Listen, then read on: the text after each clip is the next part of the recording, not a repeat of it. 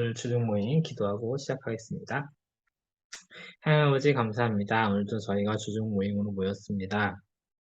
오늘 종말에 대해서 성경이 정의하는 바를 통해서 우리가 종말에 대해서 바르게 개념을 정립하고 또 이 마지막 때에 이미 맞은 마지막 때에 예수님을 왜 기다려야 되는지 어떻게 기다리면 되는지 그런 것들을 잘 알아가는 시간 될 수 있도록 도와주시옵소서. 이 모든 말씀 예수님의 이름으로 기도했습니다. 아멘. 네, 그러면 오늘은 종말로 이제 두 번째 시간이죠. 종말로는 지난주에 제가 딱 하나만 기억하시라고 했어요. 뭐였냐면, 지난주에 말씀드렸던 거는 이제, 지난주에 말씀드렸던 거는 종말, 이 개념에 대해서 배우는 걸로 처음 시작했는데, 이제 종말을 다루기 전에 지난주 1장에서 배웠던 게 기독교 역사관에서 배웠죠. 그렇죠? 역사관이 1장의 내용은 기독교의 성경이 말하는 역사관이었고 이 역사관이 뭐였냐면은 성경의 역사관은 직선적 어떤 윤회설 그런 걸 뜨는 게 아니라 시작이 있고 끝이 있는 직선적인 역사관이고 그 중심이 예수 그리스도다. 이게 1장의 내용이었어요. 자, 그러면 이걸 토대로 이제 2장은 종말의 개념에 대해서 성경이 말하는 종말이란 무엇인가에 대해서 조금 더 짚어보는 시간입니다. 개념 전체를 다룬다기보다는 이제 개념의 일부를 종말의 개념 중에 이렇게 합시다. 종말의 시작? 이렇게 할까요? 자, 종말의 시작이라는 거를 봐도 종말이라는 게 시작이 됐다면 종말이라는 끝이 있겠죠. 종말 자체가 끝이란 뜻인데 그 끝에 시작이 있고 그 끝에 끝이 있다. 이게 오늘의 중심 내용입니다. 자, 첫 번째, 예수님의 출임으로 종말이 시작되었다고 합니다. 자, 예수님의 출임이 언제 있었어요? 2000년 전에 있었죠. 자, 예수님의 출임으로 종말이 시작되었다는 것은 이미 종말이 시작된 지 2000년이나 지났다라는 내용입니다. 그래서 우리 예수님 이후로 지금까지 계속 종말의 시기에 속해 있다라는 게 성경의 내용인데요. 자, 우선은 이걸 보세요. 첫 번째로 성경이 어떻게 말하냐면요. 구약이 종말의 때에 메시아가 오셔서 너희를 구원해 주실 것이다. 이런 구약의 이제 메시아에 대한 예언이 계속 있단 말이에요. 자, 그 예언이 예수님을 통해서 성취가 됐어요. 그러니까 이제 성경에서 보면은 이제 창세기에서부터 시작해서 여자의 후손 이런 얘기도 나오고 아브라함의 후손, 이삭의 후손, 야곱의 후손, 유다의 후손 그리고 다윗 왕이 세워진 이후에 다윗 왕의 후손이 다윗 왕의 후손 중에 메시아가 오셔서 너희를 구원해 주실 것이다. 이런 얘기가 계속 있었어요. 여자의 후손이 와서 사탄의 원리를 밟을 거다. 그렇죠? 아브라함의 후손 아브라함에게도 이제 약속을 해주시죠. 이삭도 그렇고. 자, 이런 사람들의 후손을 통해서 메시아가 오실 것이다. 그 종말의 때에 너희를 구해주실 메시아가 오실 것이다. 너희를 회복시키실 메시아가 오실 것이다. 라는 이 예언이 계속 있는데 그 예언을 예수님께서 완벽히 이루시죠. 예수님께서 여자의 후손이기도 하시고 아브라함, 이삭, 야곱, 유다, 다윗의 후손으로 오셨죠. 그래서 예수님이 그 종말의 때의 메시아 이신 분으로서의 약속을 성취하시고요. 그리고 두 번째 줄에 성경에서 이제 그 예수님에 대한 예언이 계속 있어요. 처녀의 몸에서 나실 것이다. 베들레헴에서 나실 것이다. 그리고 대속적 죽음을 하시고 부활하시고 승천하실 것이다. 라는 이제 그 예언이 있고요. 또 구약에서 왕, 제사장, 선지자의 직분이 그리스도의 모형, 종말의 때의 구원자로 오실 분의 모형으로 등장을 하죠. 그래 예수님께서 이 모든 걸 다 성취하셨잖아요. 그렇죠? 그래서 예수님의 오심은 구약에서 종말의 때에 메시아가 오실 것인데 그 메시아가 오시면 이제 종말이다. 약간 이렇게 구약 성경에서 말을 하고 있단 말이에요. 자, 그러면은 예수님께서 그 메시아다. 그러니까 예수님께서 오시면서 종말이 시작됐다. 예수님이 오시는 때가 이미 종말의 때였다. 라는 게 구약을 통해서 알 수 있는 바입니다. 그게 이제 두 번째 이 줄표에서도 마찬가지로 얘기를 하고 있어요. 예수님의 오심으로 구약에서 기대한 하나님의 나라가 이미 시작되었다는 겁니다. 자, 시편과 이제 선지서, 그러니까 구약 성경에서 보면은 사실 하나님의 나라라는 단어는 없어요. 근데 어쨌든 이제 시편과 이 모든 선지서나 이런 데서 하나님은 왕이시다라는 그런 생각을 우리가 그런 말을 우리가 계속 볼 수 있고요. 자, 하나님께서 다윗의 아들 가운데 하나를 왕으로 세우실 것이고 그 왕조가 영원할 것이다. 즉 그 나라가 영원할 것이다라고 했잖아요. 그리고 그 영원한 나라는 하나님의 나라밖에 없겠죠. 자, 영원한 하나님의 나라가 있는데, 아이고, 그냥 바꿔야겠다. 영원한 하나님의 나라가 이렇게 있는데, 거기에 이제 왕이 세워지면서 하나님의 나라가 세워지겠죠. 근데 이 영원한 나라가 이미 세워졌어요. 언제? 이 왕이 오심으로 해서 이 영원한 나라가 세워졌죠. 근데 이 영원한 나라가 바로 무엇을 의미해요? 종말이 이미 임했다라는 걸 의미하죠.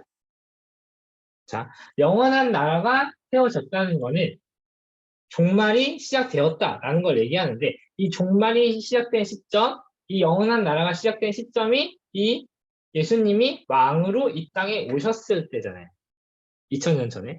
그래서 그래서 구약에서 계속 이 영원한 나라의 왕이 오실 것이다 라고 예언을 한 게 성취가 됐어요. 예수님을 통해서.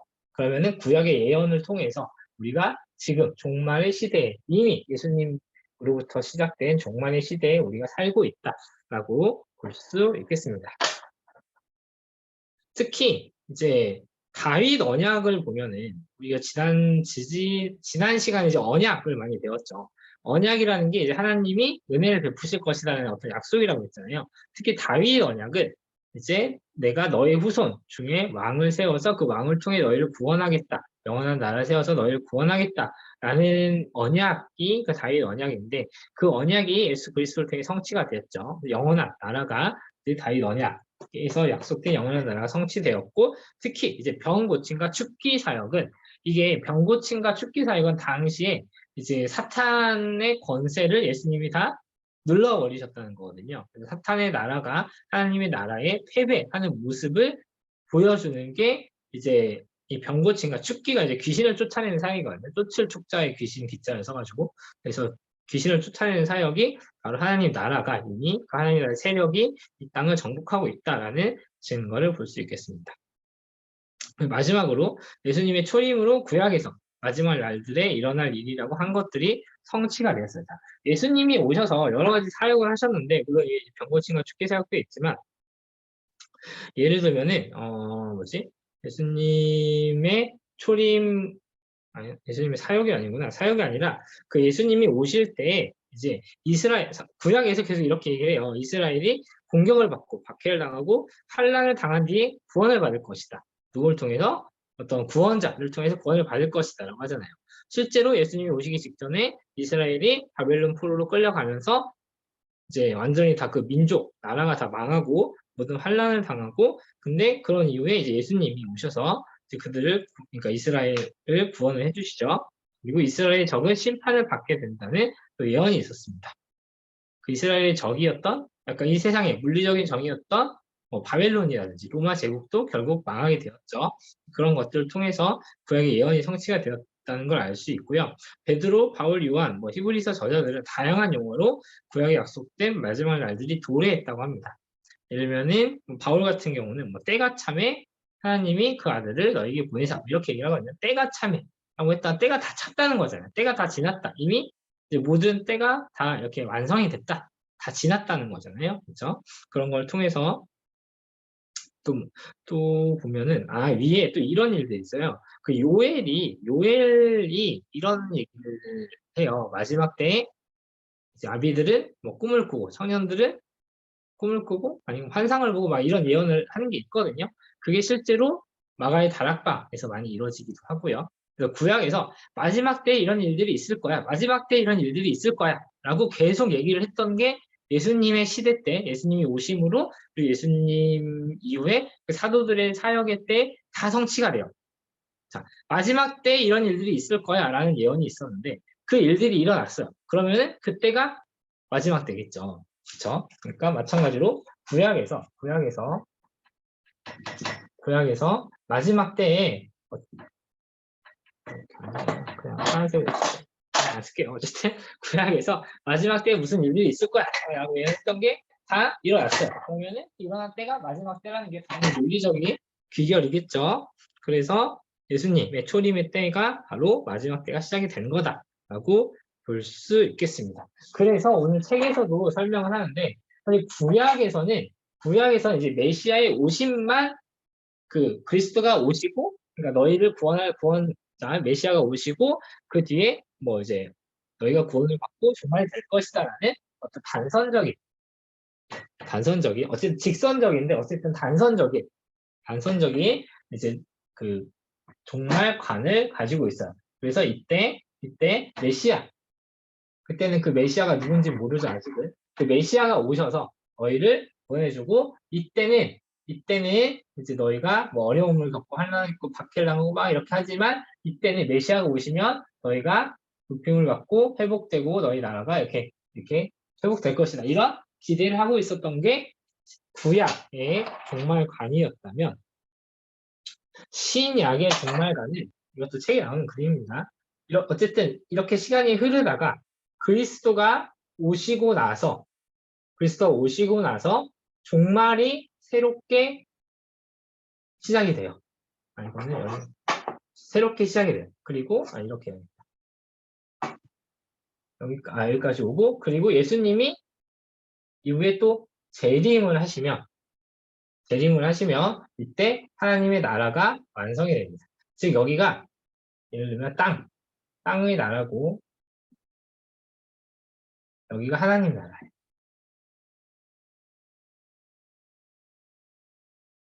즉 예수님의 초림 때 예수님이 처음 오셨을 때 하나님의 나라가 시작이 됐어요. 여기 배웠죠? 예수님이 오셨을 때 하나님 나라가 시작이 됐죠. 하나님 나라가 시작이 돼요. 초림 때. 그리고 근데 이 초림 때에도 이 땅의 나라는 이 세상 나라는 그래도 여전히 유지가 돼요. 그러다가 예수님이 재림하시게 될 때 하나님의 나라가 이제 완성이 되면 이 땅의 나라는 이제 끝나게 되는 그런 역사관을 종말관을 신약 성경이 가지고 있습니다. 그러면은 우리는 지금 어디 있어요? 우리는 지금 요 시대에 속해 있죠. 요 시대에 속해 있죠. 그래서 하나님 나라와 이 세상의 나라가 세상 나라라고 할게요. 이 세상 나라가 헷갈리니까 줄고 하나님 나라와 이 세상의 나라가 공존하는 이 시기에 살고 있습니다. 그래서 우리는 하나님 나라가 이미 임했음을 믿으면서도 이 세상에서 살고 있는 그런 상황인 거죠. 자, 그러면 이제 마지막 3번이죠. 예수님의 이 초림과 재림의 관계. 이거는 도대체 무엇인가? 잖아요. 그러니까 이 초림과 재림의 관계를 도대체 어떻게 볼 수 있을 것인가를 보면은 좋을 것 같습니다. 자, 일단은 여기서 첫 번째 볼 키워드가 부활입니다. 부활은 나중에 펜이 안 나가는데 부활은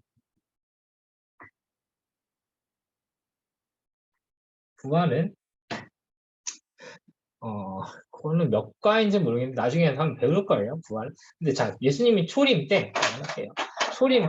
초림 때 이때 부활을 하셨잖아요. 예수님께서 부활을 하셨어요. 그런데 이 부활에 대해서 사도 바울이 뭐라고 해요? 모든 신자들의 부활의 첫 열매를 예수님의 부활이라고 해요. 자, 첫 열매라는 거는 그 외에 많은 열매가 있을 거라는 얘기잖아요. 그 바울이 그걸 성도들의 부활의 첫 열매라고 하거든요. 마찬가지로 이 부활이 똑같이 이 재림 이후에 모든 성도들이 부활할 거예요. 성도들이 부활할 겁니다. 그래서 우리가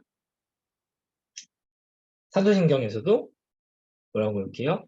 몸이 다시 사는 것을 고백하죠. 이게 우리의 믿음입니다. 예수님이 부활하셨고 초림 때 부활하셨고 재림 때 그 첫 열매, 부활의 첫 열매를 따라서 우리도 같이 부활할 것이다라는 게 우리의 믿음입니다. 두 번째, 특히 그리고 예수님이 초림, 하시고 부활하시고 승천하시면서 우리에게 성령님을 보내주세요. 승천하시면서 성령님을 보내주세요. 자, 예수님이 부활하시고 이 땅을 어쨌든 물리적으로는 떠나셨지만 우리에게 성령님을 보내주셔서 여전히 우리와 연합하고 계시죠. 그래서 예수님이 떠나셨지만 떠난 게 아닌, 그러니까 하나님이 여전히 우리 가운데서 성령님께서 이 세상을 성령님을 통하여서 이 세상을 다스려주고 계세요. 그러면은 우리가 비록 이 세상 나라를 살아가고 있지만, 이 세상 나라를 살아가고 있지만 성령님을 우리에게 부어주신 성령님을 통하여서 이 하늘나라를 바라볼 수 있는 성도들의 보증이 된 겁니다. 우리가 이 세상 나라를 살아가고 있지만 성령님께서 다스림을 통해서 하나님 나라를 바라보면서 살아갈 수 있는 그런 보증이 될 수 있습니다. 그래서 저도 이 비유는 처음 들었는데 유명한 비유래요. 그래서 노르망디 상륙작전의 비유인데 노르망디 상륙작전이 성공했던 D-Day가 1944년 6월 6일이었어요. 그래서 노르망디 상륙작전이 이때 이미 예를 들면 성공을 해서 이제 그 작전에 의해서 독일군이 거의 다 이제 뭐 완전히 이제 사기를 잃고 뭐 많은 뭐 이렇게 뭐 전력을 잃고 그래서 독일군의 패배는 노르망디 상륙 작전은 이미 확정이 되었대요. 근데 그 이후로 전쟁이 거의 1년이 더 끌리죠. 그 이후로 1년 동안 이 V-Day 유럽 전승 기념일 1945년 5월 8일까지 거의 1년 동안은 계속해서 전쟁이 승리는 확정되었지만 일단 계속해서 국지전이 일어나는 그런 상황이 현 상황 와 매우 닮아 있다라는 비유가 있는데 네, 그건 참고만 하시고 우리가 알 거는 초림과 재림 사이에 이렇게 이제 살아가고 있고 우리가 비록 이 세상을 디디면서 살아가고 있지만 예수님께서 부활하신이 우리의 마지막 때의 보증이 되고 예수님께서 승천을 보내주신 성령님이 우리의 또 보증이 된다. 이걸 기억하시면 좋을 것 같고요. 자, 제가 지난번에 1과를 요약하면서 1장에서 이것만 기억하려고 했잖아요. 성경의 역사관은 직선적이고 예수님 중심이다. 시작이 있고 끝이 있는 예수님을 통하여 시작되고 예수님을 통하여 끝이 있는 역사관 성경이 가지고 있다고 했잖아요. 마찬가지로 오늘 2장에서 딱 하나만 기억하신다면 그 예수님을 중심으로 하는 역사관에서 하나만 더 들어가서 예수님께서 오심으로 이미 종말이 시작되었다. 우리는 종말의 때를 살고 있다. 우리가 이 세상에서 살고 있지만 이미 종말의 때를 살고 있으므로 우리는 세상 나라보다도 하나님 나라를 바라보면서 살아야 된다. 이미 하나님의 나라를 볼 수 있는, 봐야 하는 시대를 우리가 살고 있다. 이 세상에만 발을 디디고 살지 말자라는 것만 기억하시면 좋을 것 같습니다. 자, 오늘 내용은 뭐 길지 않아서 발제는 여기까지 마치고요.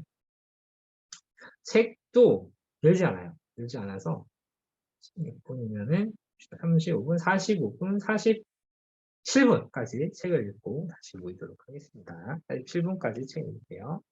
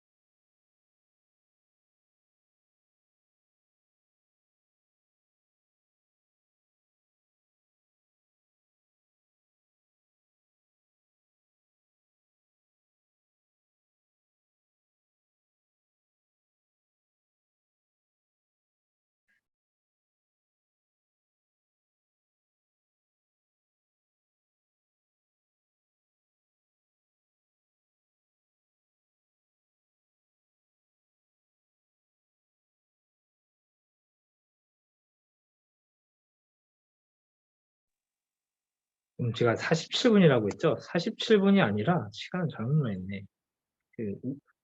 53분까지 읽겠습니다. 53분.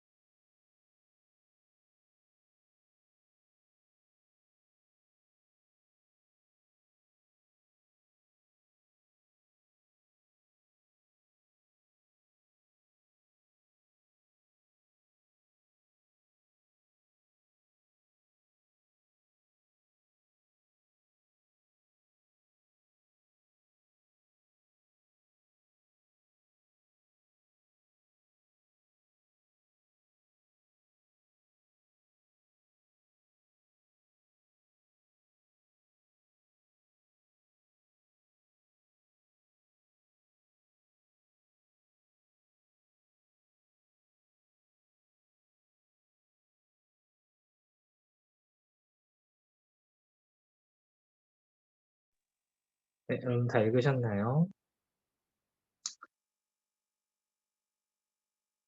얘기 나누실 거나 질문 있으시면 말씀해 주시고, 없으시면 기도하고 마치겠습니다. 하나님, 오늘도 저희가 우리 주님의 말씀을 배우게 해주셔서 감사드립니다. 오늘 배운 종말론의 개념을 통해서 우리가 이미 시작된 하나님의 나라, 이미 시작된 종말을 알고 있음을 늘 인지하면서 우리가 이 땅에서 살아가지만 영원한 하나님의 나라를 늘 바라볼 수 있는, 하나님이 보시기에 기쁜 삶을 살 수 있는 그런 아름다운 교회 청년부 될 수 있도록 도와주셔서 예수님의 이름으로 기도드렸습니다. 네. 여러분 수고하셨어요. 수고하셨습니다. 수고하셨습니다.